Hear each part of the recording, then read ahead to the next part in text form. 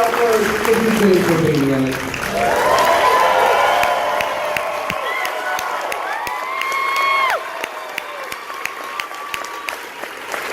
And then, we're going to bring out Mr. Hal Loveland.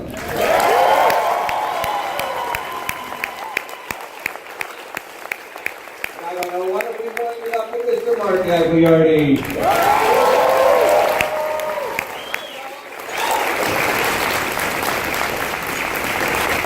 How you guys doing? Great. Good. Fine. Pretty good. Damn fine. All right. Well, mostly okay. I'll be like on the video. Mostly okay. Months away, as they say. Here's what we're going to do. We're going to see... That's nothing. Don't get your hopes up. Okay. That's a splash screen. They need to check the DA. It's a shot that playing video off your iPhone is somehow not working. It's working on one side. You know what we're going to do? We're gonna take a question while we're waiting for this to get sorted out. So, can anyone spot our question taker, Mr. Aaron Fever?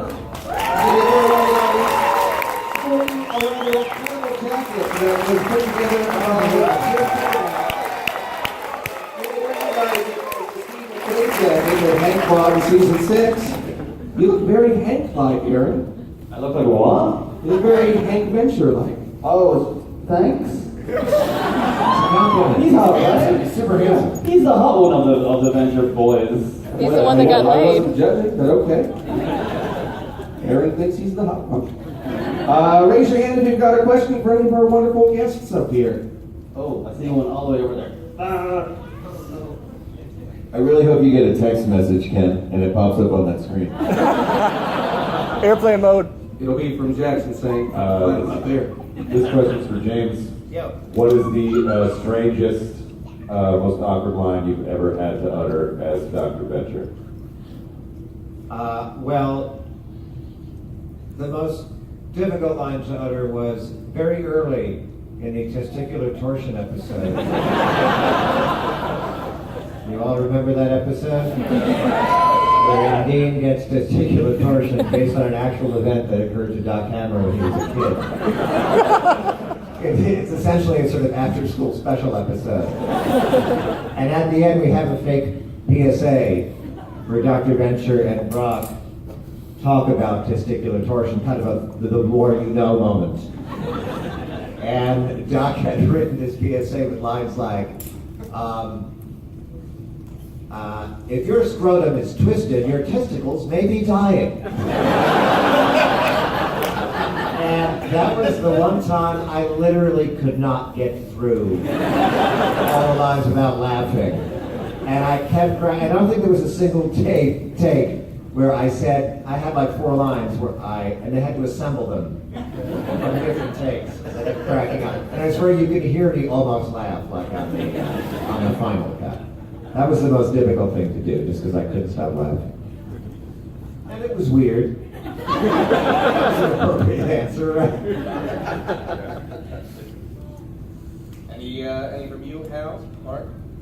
Any weird lines that were difficult to deliver in season 6? Nothing as good as that testicular torsion story. No. There's certainly nothing you can discuss from season 7. Well, I have some of the scripts here. Should I read them Yeah. off my phone? No, we got PDFs of every episode. Surprise, it's a stage play version. There's parts and it's just the... Next question? Alright guys, yeah, just throw your hands up and I'll find you. We have a debate among our friends. Are you Team Hank or Team Dean? It's a very good question, and difficult one to answer as a cast member. I, of course, play Dr. Venture. You know what? I think Dr. Venture... Look, this is not canon. This is not... Pick your favorite show. This is the elaborate backstory that James has constructed for his character. Venture's choice. I would say in recent seasons, Dr. Venture has shown more warmth, whatever he's capable of, in connection with Dean. Okay, I got some yes and nods. So this is not an official belief of the show. This is just us in this room. So So I would say I'm Team Dean for that reason. But I love the way Hank talks. I love his voice. Yeah, I have to go Team Hank. I like them both a lot. There's something about Team Hank, or Hank in particular, that I identify with, not because that's who I was, but probably more who I wanted to be when I was that age, which is kind of sad. I'm really working through some stuff with you all. You wanted to be cocky but have no basis for it? So badly. When will my time be to be cocky? Boundless, unfounded enthusiasm. Exactly. Yeah. I feel like if Hank called me and said, we're going on an adventure, I'd be like, hell yeah, let's do it. Hank's the one that I would go on go out and, yeah. Hank's the one that's like, let's do this. Wherever you're going, I'm there. That's true, because Hank's a little more gung-ho with no regard to what might actually happen. Dean's always very careful. Yeah. And kind of neurotic. So let's ask the audience. By a round of applause, Team Hank.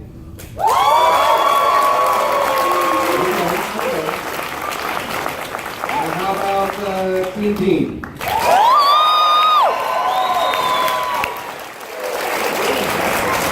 Okay, James is right then.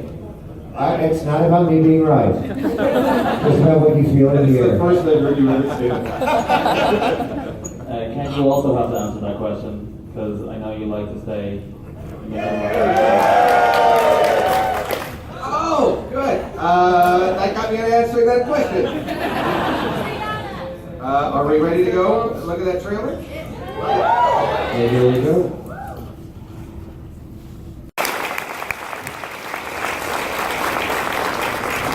I swear it's coming up. I want to read it. Sure, that trailer made it look great. Actual book. I'm gonna learn how to read just for that. Well, you know what? We'll look at some images in just a second. Let's take a couple more questions. I'm going to try and pick up where I left off over here. Hey guys. Hi. My question is, why does the Monarch hate Rusty Ventures so much in the first place? Wait, what was the last part? So much. Why does he hate Rusty Ventures so much? Just why does he hate him so much? Yeah. Because it's his destiny. I think it's the thing where he knows he has to hate him, but it's sort of, no one's really happy in their job on that show. So I think it's sort of a self-perpetuating cycle where he's supposed to hate him, but then he hates that he has to hate him. Again, this is not canon. It's just my take on it. Just the Urbaniac psychoanalysis of every character.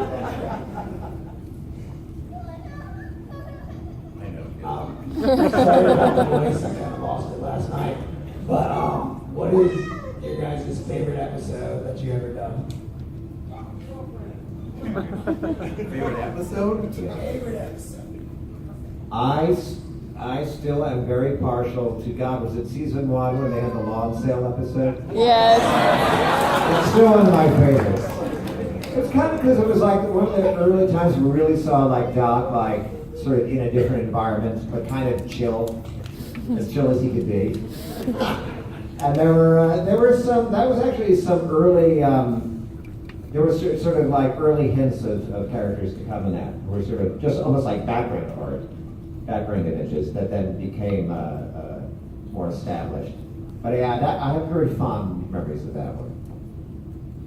My favorite episode of mine will be out in 2018, but of what's already been released, I think it's, I don't want to get the episode title wrong. I think it's Rapacity in Blue, where where White Whale's sitting over Dr. Girlfriend's shoulder. She's got the sniper rifle. That was a really fun, intense. I was expecting like more comedy in what I did on the show, which was not really the case. There's a lot of really like heavy straight man evil stuff, which has been really fun to do because it's not what I normally do at all. So that was a really fun, like challenging kind of episode to do.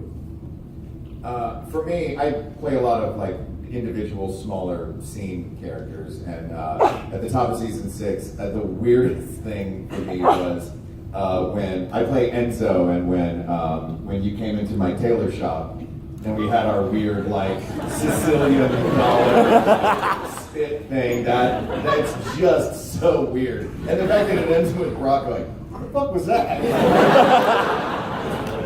that was to watch was my favorite scene to record and my favorite scene to watch.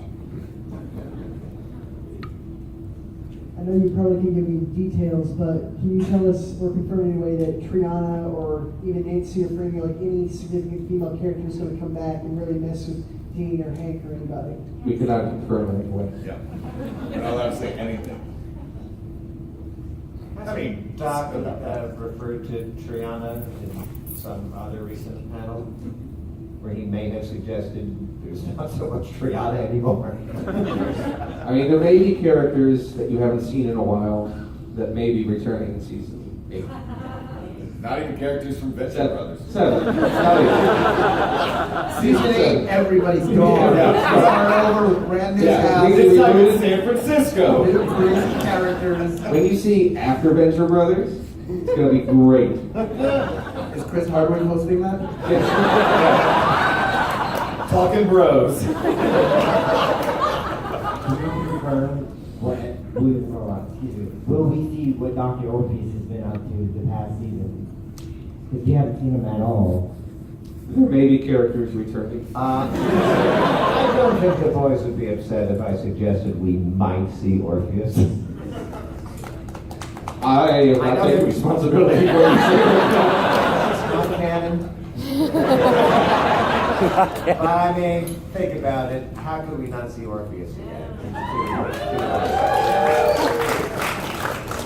Okay. Maybe if we really do a kind of Tinkerbell, clap our hands, we'll see Orpheus. You want to see Orpheus.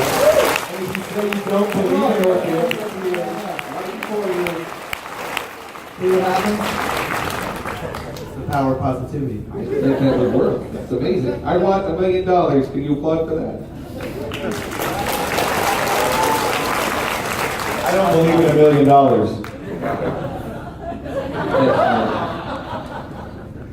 Okay, the Venture Brothers are always like right with all this really dense pop cultural artifacts and stuff like that and like references. Have you ever had to be like reading the script and something like, what am I supposed to be referencing? Many times. Yeah. I feel like Doc Hammer and I are like near the same age and sort of have similar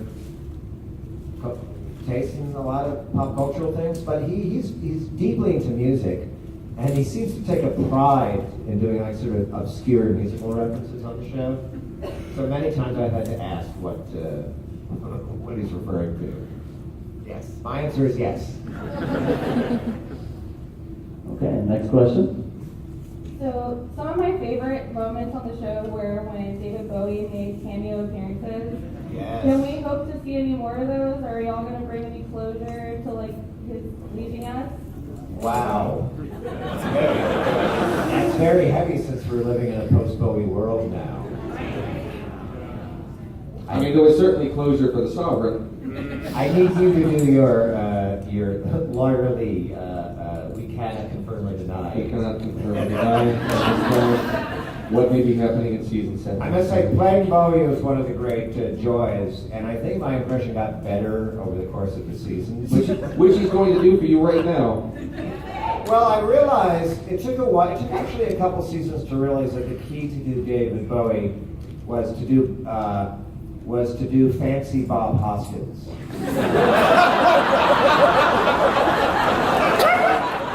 I'll explain that. So they're both Londoners, but Bob has a more overtly Cockney accent and tends to speak in a lower register. So when you see him play an English guy, not like in Roger Rabbit. But you know, Bob Hoskins kind of talks like that, so you kind of do a Cockney guy, but then you just kind of smooth them out. You talk about the tour that you're going on, and you go, oh.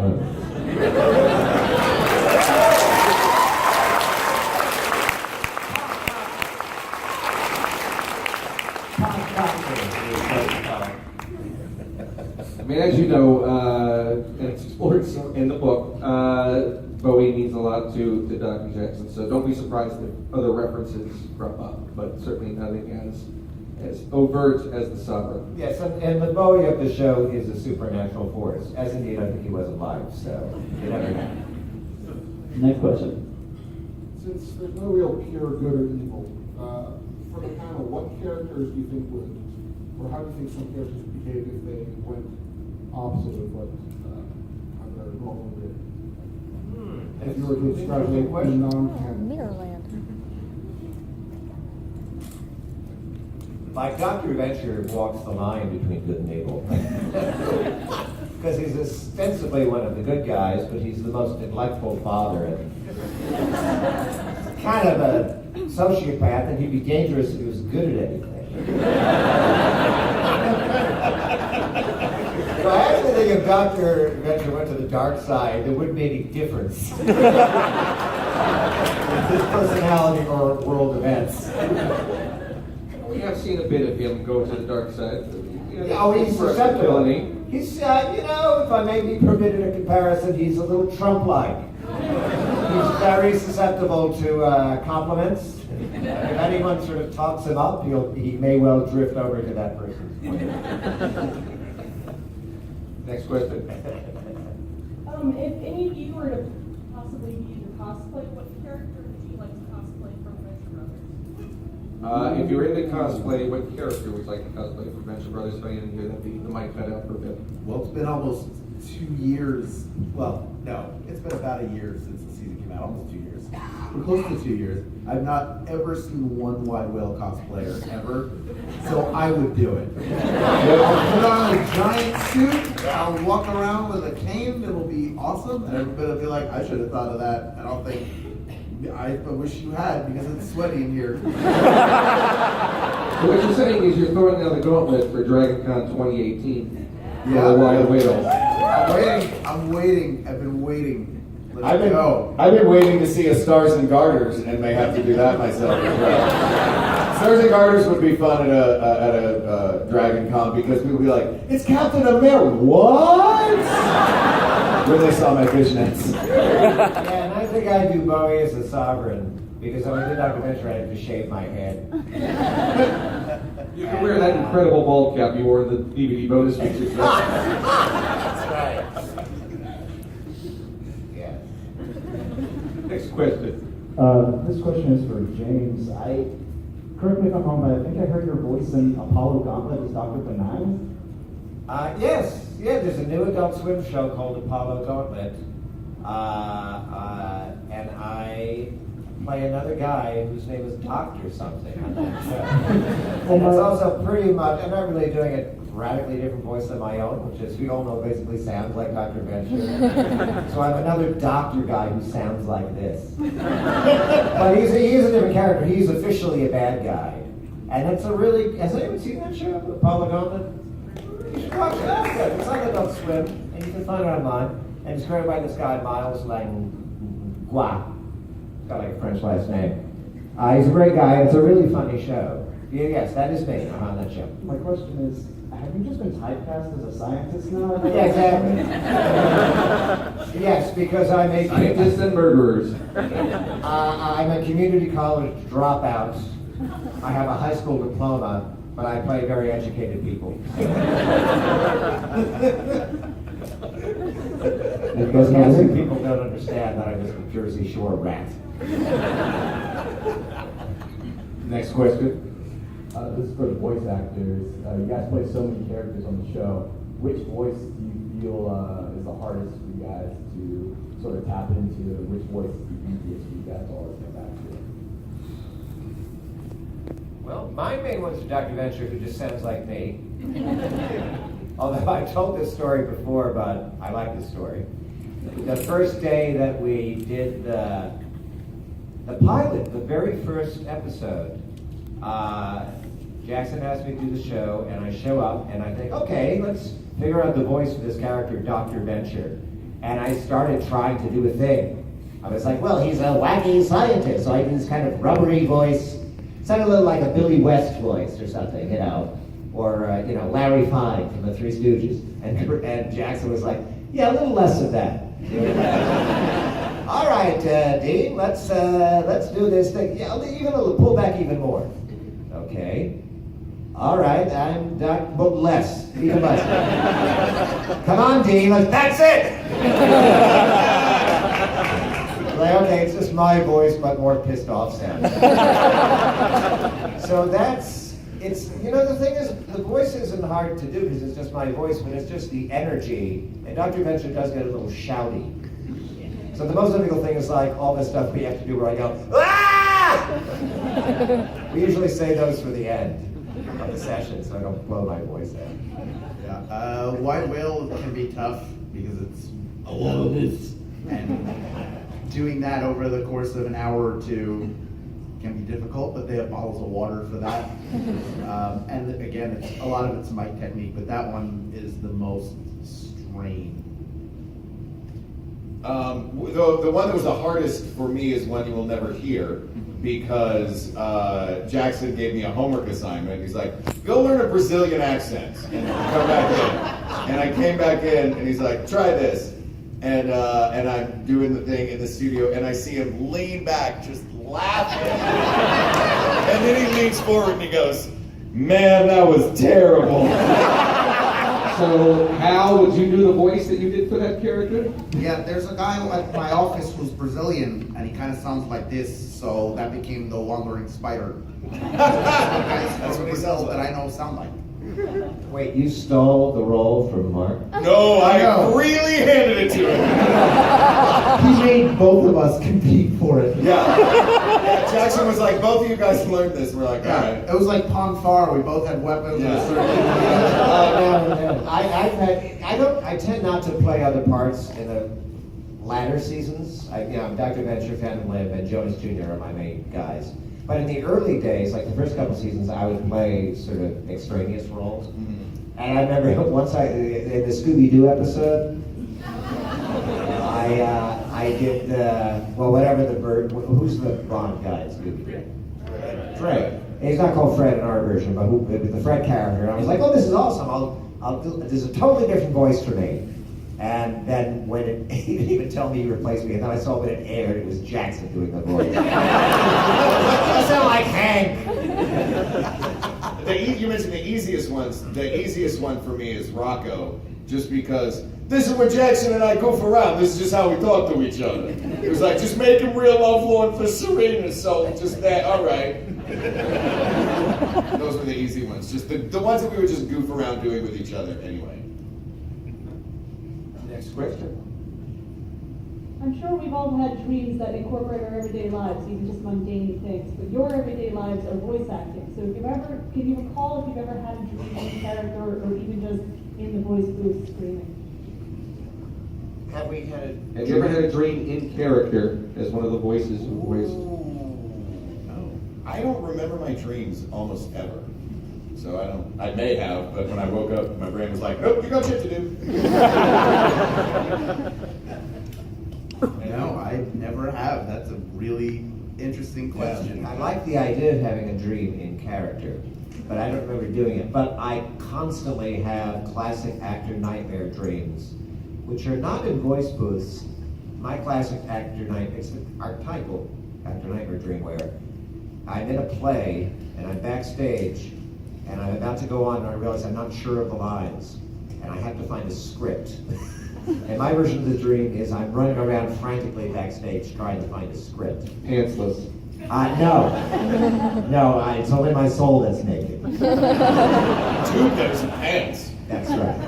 And I have this dream probably maybe 3 or 4 times a year.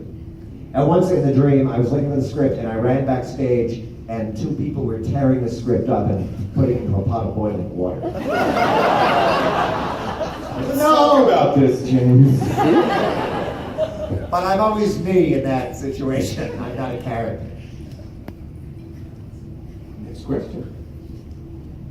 Is the Venture Brothers book going to have any original pieces by Doc Hammer in it, or is he even going to plan on having his own book released with stuff that in? Well, Doc has done a lot of design work for the show. One random thing I was wondering about, the episode where old Team Venture Angela's stuck in the basement forever, and they've only learned everything from Father for all of this time. How did the confessed arsonist find out about Prodigy? I should throw that one to Doc. Yeah, I'll get him on the phone. Leave me alone. Doc Hammer probably told them about it. No, I don't know. I didn't write the episode. And I have no speculation. I'm doing that all I'll try day. texting Dr. Jackson while we take another question. And your lack of speculation is canon.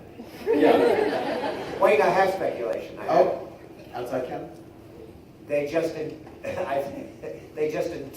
Prodigy. They just intuited it. The way you intuit fear. Hey man. I think it's because Doc loves that. Doc's musical references, and they tend mostly to come from Doc. Oh no, it's equally from both of them. Is it? Yeah. Okay, I'll accept that. Well, whoever threw that one in, I think it's like these references just exist. They just exist in the world of the show. So it's not even a question of just learning about them. You're bored knowing Prodigy. That would be my argument. This is for all panelists. What character or characters do you wish were real so that you could hang out with them? And which ones are you very glad do not exist so that you never have to encounter them in real life? Well, I wouldn't want to hang out with Sam Cloud. No, I think there may be a few of him here.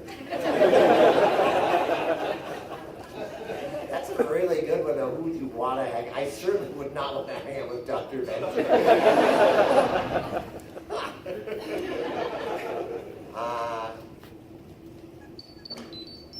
Anyone else have thoughts about that? I would love to hang out with Helper.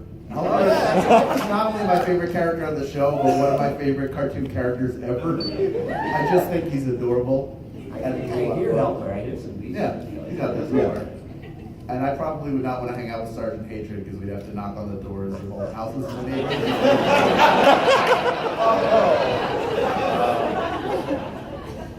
I hang out with Brock because he'd always make me feel safe. I think I'd probably just play Overwatch with 21. 21 would certainly be into all your stuff. We love you, 21. He understands me. 21 is one of the best characters in the show, actually. And he's had a real history and a real depth. So there you go. Next question. Yeah, throw your hands like this. All right. Wait, I'm like, just okay.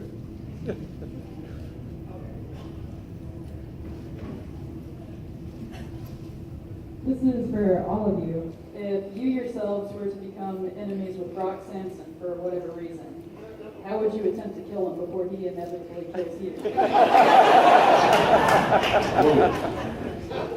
Kindness. Does running away kill a person? Yeah, I would just have some strongly worded Tumblr posts about it.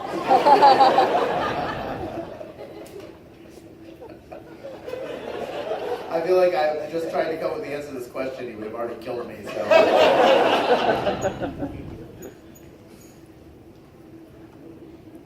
So season 6 has a really big change-up of obviously moving to New York. The whole deal with the reorganization of the guild and everything like that is a really big shake-up to the whole structure of the show almost. I know you guys aren't writers, but can you give any insight onto what was the motivation behind that?